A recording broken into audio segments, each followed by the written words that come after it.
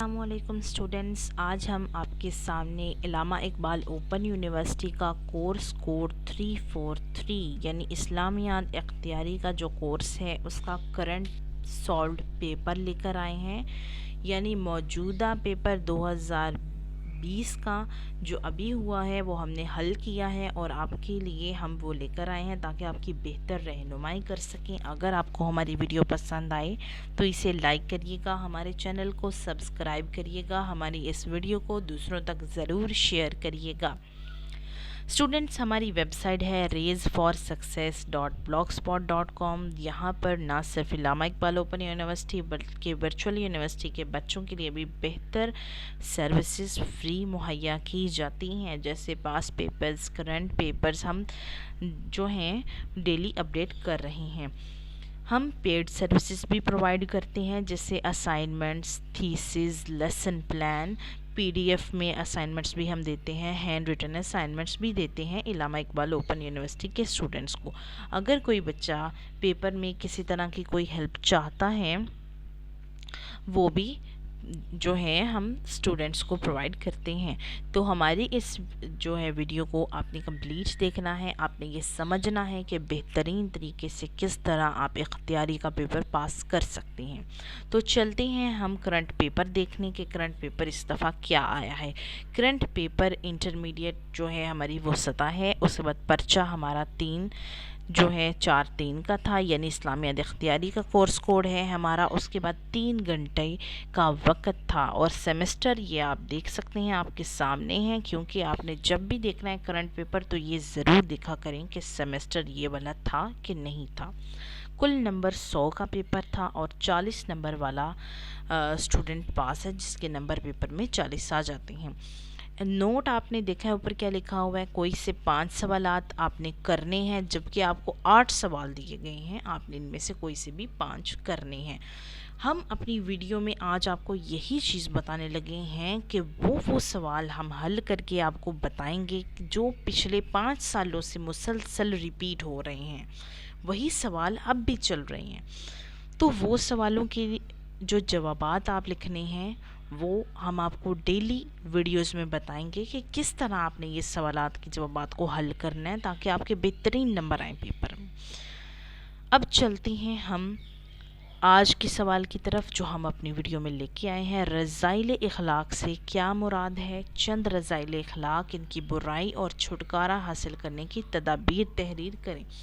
یعنی اسلامیات اختیاری کے پچھلے 5 سال کے پیپر میں یہ سوال بہت زیادہ آیا ہے، اس کو آپ نے کیسے ترتیب سے حل کرنا ہے میں آج آپ کو یہ بتانے لگی ہوں، تو آپ نے جواب مکمل سننا ہے۔ رذائل اخلاق سے کیا مراد ہے؟ سب سے پہلے ہم یہ دیکھتے ہیں، یعنی اخلاق میں کسی قسم کی برائی کا آ جانا رذائل اخلاق ہے۔ اب پہلے ہم یہ پڑھتے ہیں اخلاق کیا ہے۔ اخلاق یہ ہے کہ ہم چونکہ مسلمان ہیں، نبی پاک صلی اللہ علیہ وسلم کی زندگی ہمارے لیے بہترین نمونہ ہے۔ نبی پاک صلی اللہ علیہ وسلم نے اخلاق پر بہت زیادہ زور دیا تھا کہ مسلمان کا بھائی ہے، ایک دوسرے کے ساتھ نرم لہجے سے، شفقت سے، ایک دوسرے کے ساتھ رحم دلی سے پیش آیا کریں، یہ اخلاق ہے۔ اخلاق کے متعلق آپ صلی اللہ علیہ وسلم کی بہت سی حدیثیں ہیں، بہت سی آیات ہیں، بہت سی کتابوں میں نبی پاک صلی اللہ علیہ وسلم کی عملی زندگی کو لے کر مثالیں دی گئی ہیں۔ اخلاق کی درستگی پر اسلام میں بہت زیادہ زور دیا گیا ہے، اور اسی طرف رذائل اخلاق جو ہے وہ اخلاق کے بالکل برعکس ہے۔ آپ صلی اللہ علیہ وسلم نے رذائل اخلاق سے بچنے کی مسلمانوں کو تاکید فرمائی ہے۔ رذائل اخلاق کے متعلق جہاں آپ صلی اللہ علیہ وسلم نے بہت زیادہ تاکید فرمائی ہے، وہاں رذائل اخلاق میں موجود کچھ برائیاں ہیں جو نہ صرف ہمارے معاشرے کو بلکہ ہمیں دین سے بھی دور کر دیتی ہیں۔ رذائل اخلاق میں سب سے پہلی جو برائی ہے وہ ہے جھوٹ، دوسری برائی ہے غیبت، تیسری برائی ہے بدگوئی، چوتھی برائی ہے غصہ، پانچویں برائی ہے منافقت، اور چھٹی برائی ہے خیانت، اور ساتویں برائی ہے بددیانتی۔ یہ تمام برائیاں ملا کر رذائل اخلاق کی وجہ بنتی ہیں۔ تو امید ہے آپ کو یہ تو سمجھ آ گئی ہوگی رذائل اخلاق کیا ہے۔ اگر آپ سے یہ پوچھا جائے تو آپ یہ لکھ سکتے ہیں جھوٹ، غیبت، بدگوئی، غصہ، منافقت، خیانت، بددیانتی، یہ سب رذائل اخلاق میں شامل ہیں۔ تو آپ کو یہ چیز تو سمجھ آ گئی پیپر میں یہ آپ نے کیسے لکھنا ہے۔ اب ہم ان برائیوں کے متعلق تھوڑی سی تفصیل سے لکھیں گے پیپر میں، تاکہ آپ کو یہ چیز واضح پتہ چل جائے کہ پیپر میں آپ نے ان کے متعلق کچھ نہ کچھ لکھنا ہے۔ اب جھوٹ کے متعلق آپ کیا لکھیں گے؟ جھوٹ کے متعلق آپ نے یہ لکھنا ہے کہ جھوٹ تمام برائیوں کی جڑ ہے۔ جب بھی کوئی انسان جھوٹ بولتا ہے تو وہ مزید برائیوں میں گرفتار ہو جاتا ہے، جیسے کہ جھوٹ کی وجہ سے اس کے اندر منافقت آ جاتی ہے، جیسے اسے پتہ ہوتا ہے حقیقت کچھ اور ہے لیکن وہ اپنی زبان سے کچھ اور بول رہا ہوتا ہے۔ تو منافق انسان کی بھی نشانی یہی ہوتی ہے کہ اس کے دل میں کچھ اور ہوتا ہے مگر اس کے اندر کچھ اور چل رہا ہوتا ہے۔ جب ایک انسان میں جھوٹ آ جاتا ہے تو اس میں منافقت بھی آ جاتی ہے۔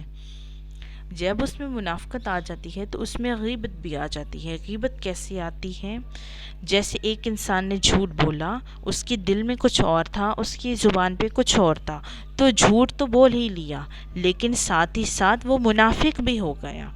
منافق ہونے کے بعد جو اس نے جھوٹ بولا ہے وہ جھوٹ کا اظہار وہ کبھی نہ کبھی کسی کے ساتھ پیچھے کرے گا اور کسی کے خلاف کرے گا، تو کہ اس نے اس کے خلاف جھوٹ بولا تھا تو وہاں پہ وہ اس کو درست بھی کرے گا، جی وہ ایسا تھا، وہ ایسا تھا، وہ ایسا ہے، تو وہاں سے غیبت بھی جنم لیتی ہے۔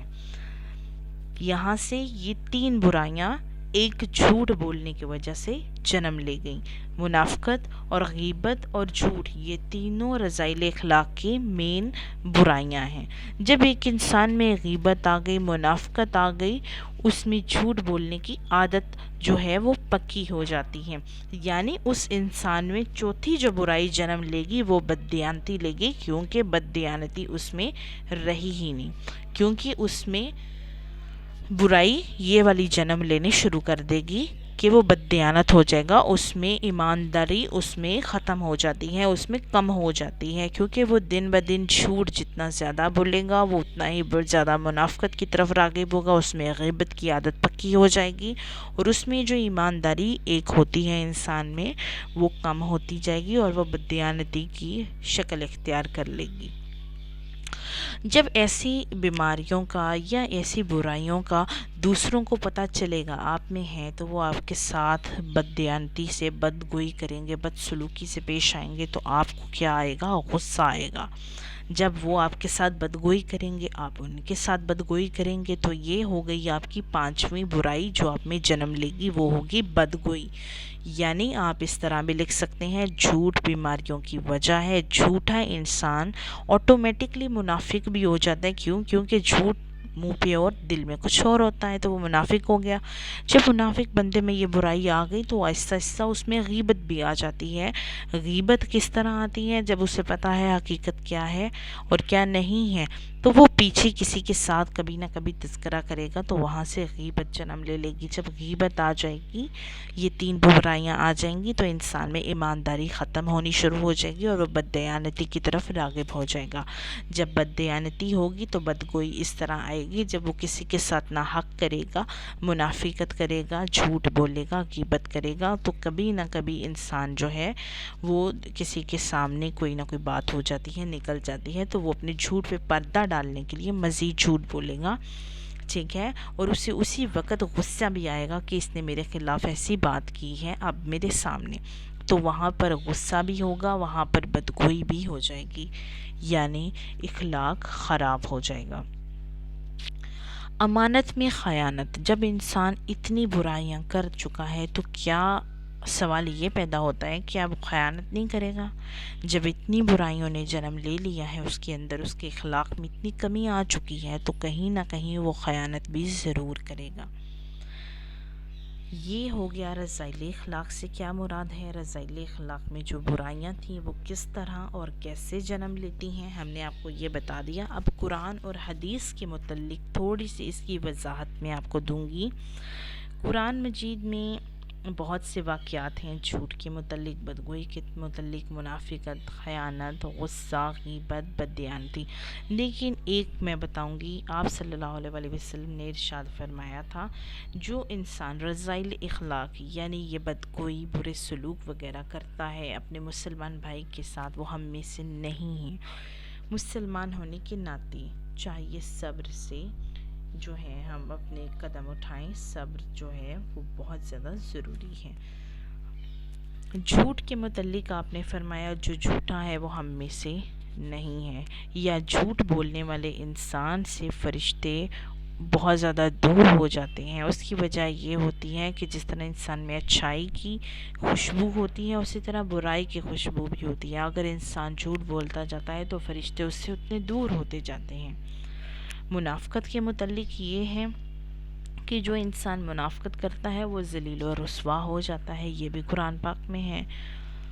غصے کے متعلق یہ ہے کہ جب تمہیں غصہ آئے تو تم 3 کام کیا کرو، یا تو لیٹ جایا کرو، یا تو وضو کر کے نماز پڑھا کرو، یا پانی پی لیا کرو، ٹھیک ہے۔ غیبت کے متعلق یہ ہے جو انسان غیبت کرے گا وہ اپنے مردہ بھائی کا قیامت کے دن گوشت کھائے گا۔ یہ تمام حدیثیں، آیتیں بہت زیادہ آپ نے اور بھی پڑھی ہوں گی اس کے متعلق۔ اب میں آپ کو بتاتی ہوں، یہ ہے رذائل اخلاق، یعنی اخلاق میں جو آج کل ہمارے مرض پایا جا رہا ہے، ہمارے معاشرے کو جو دن بدن خراب کر رہا ہے، وہ سب شروع ہوتا ہے جھوٹ سے۔ تو ہمیں کوشش کرنی چاہیے ہم پہلے جھوٹ کو کنٹرول کریں۔ اب ہم چلتے ہیں دوسرے پوائنٹ کی طرف کہ کس طرح ہم اپنے جو ہیں اخلاق کو صحیح رکھ سکتے ہیں۔ رذائل اخلاق سے بچنے کے لیے ہم کون سی تدابیر اختیار کر سکتے ہیں۔ تو آپ یہ چیز جو ہے سب سے پہلے رکھیں کہ آج کل کے وقت کو سامنے رکھ کے اصل بات یہ ہے کہ بصیرت مسلمان ہمیں چاہیے کہ اپنے مقصد نصب العین کو ہم جو بھلا چکے ہیں اس سے پہلے ہم اپنے ذہن نشین رکھیں، اسے یاد کریں کہ ہم کیا ہیں۔ ہم مسلمان ہیں، مسلمان قوم ہیں، جبکہ حقیقت یہ ہے کہ ہماری ایک قوم بننے کی واحد امید ہی اسلام ہے، کیونکہ ہم اگر اسلام پہ عمل کریں گے تو ہم اچھے مسلمان بن سکتے ہیں۔ اور اسلام پہ عمل کرنے کے پہلی جو شق ہے وہ یہ ہے کہ ہم اپنے اخلاق کو درست کریں، یعنی ہمارے اخلاق میں جو کمی بیشی آتی ہے ہم اسے درست کریں، ایک دوسرے کے ساتھ اچھا سلوک کریں، ایک دوسرے کے ساتھ نرمی کریں، ایک دوسرے کے ساتھ شفقت سے پیش آئیں، ایک دوسرے کی مشکل میں مدد کریں، ایک دوسرے کے ساتھ رحم دلی کا ثبوت دیں، ضرورت مند کے کام آئیں۔ یہ تمام جو ہیں اچھے اخلاق کی نشانیاں ہوتی ہیں۔ ایک دوسرے پر غصہ کرنے سے ہمیں پرہیز کرنی چاہیے، کیونکہ یہی پہلو ہیں، یہی جو طور طریقے ہیں جو اچھے اخلاق میں شامل ہیں، یہ ہمیں متحد رکھتے ہیں، جو ہمیں ایک کر سکتے ہیں۔ اب ہم کس طرح کیا تدابیر اختیار کریں گے کہ ہم رذائل اخلاق سے بچ سکیں؟ سب سے پہلے جھوٹ سے پرہیز کریں، سچ بولنے کی کوشش کریں۔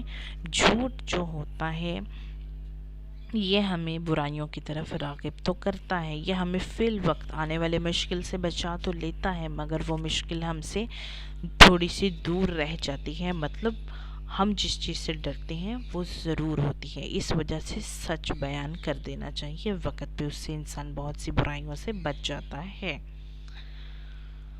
اس کے بعد ہے غیبت سے ہم نے اجتناب کرنا ہے۔ جب آپ جھوٹ نہیں بولیں گے تو آپ میں منافقت نہیں آئے گی، آپ میں منافقت نہیں آئے گی تو آپ نے اپنے اندر یہ کوشش کرنی ہے کہ کسی قسم کی، کسی کی غیر موجودگی میں اس کی چغلی، اس کی غیبت آپ نے نہیں کرنی، اس سے آپ نے اجتناب کرنا ہے، پرہیز کرنا ہے۔ کوشش کرنا ہے کہ جب آپ کسی کے ساتھ بیٹھے ہوں اس کا حال و احوال پوچھیں، اس کے دکھ میں شریک ہوں، اس کی پریشانیوں کو حل کریں، نہ کہ کسی تیسرے کی گفتگو شروع کریں، بلکہ آپ اپنے معاشرے کو بہتر بنانے کے لیے کوشش شروع کریں۔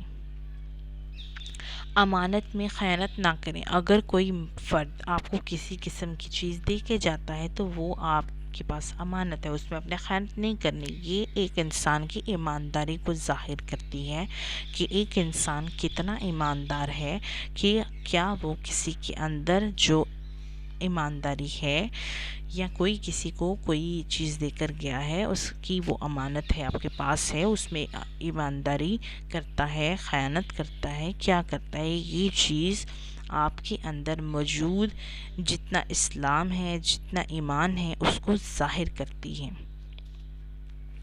غصے میں صبر سے کام لینا. کہتے ہیں کہ جو انسان اپنے غصے پہ صبر کرتا ہے وہ بہت ہی زیادہ اچھا انسان ہوتا ہے، وہ صابر و شاکر ہوتا ہے. لیکن پہلوان انسان وہ نہیں ہوتا جس کا جسم بھاری ہو، جو بہت مضبوط بازو رکھتا ہو، جو بہت وزن اٹھاتا ہو، بلکہ صبر کرنے والا انسان جس کو اس پہ غصے پہ قابو ہو وہ پہلوان ہوتا ہے، وہ بہت زیادہ طاقتور ہوتا ہے. اللہ تعالیٰ اسے بہت زیادہ پسند کرتے ہیں، اور غصے میں کیے جانے والے جو فیصلے ہوتے ہیں، جو قدم ہوتے ہیں، وہ بہت غلط ہوتے ہیں، اور ان کا جو ہوتا ہے اختتام ندامت ہوتا ہے. تو یہ رذائل اخلاق کا میں نے آپ کو سوال بتایا ہے. کس طرح آپ رذائل اخلاق کے سوال کو پیپر میں حل کر سکتے ہیں، آپ کو میں نے یہ تھوڑی سی جو سمجھایا ہے ویڈیو میں. اگر آپ پیپر میں یہ بھی لکھ سکتے ہیں 20 نمبر کا آپ کا سوال ہے تو کم سے کم 15 نمبر آپ کو بآسانی مل سکتے ہیں. مجھے امید ہے آپ کو اس سوال کی بہت اچھی سمجھ آ گئی ہوگی. آپ کو بالکل ضرورت نہیں پڑے گی اپنی کتاب پڑھنے کی، بس آپ ویڈیو سن کے بھی پیپر میں کر سکتے ہیں.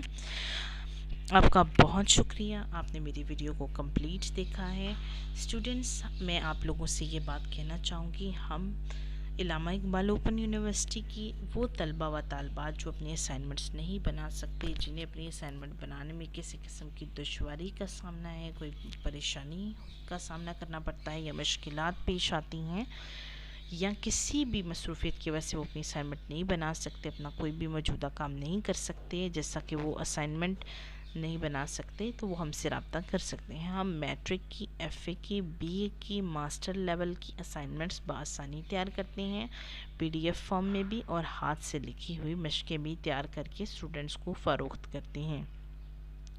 8613 کا پروجیکٹ ہے، اس کے علاوہ علامہ اقبال اوپن یونیورسٹی کے جتنے بھی پروجیکٹس ہیں وہ ہم مناسب قیمت پر اپروو کروا کے انسٹرکٹر کی رہنمائی میں بناتے ہیں، اور باقاعدہ اپروو کروا کے آپ کے LMS پورٹل کے اوپر سبمٹ کرواتے ہیں.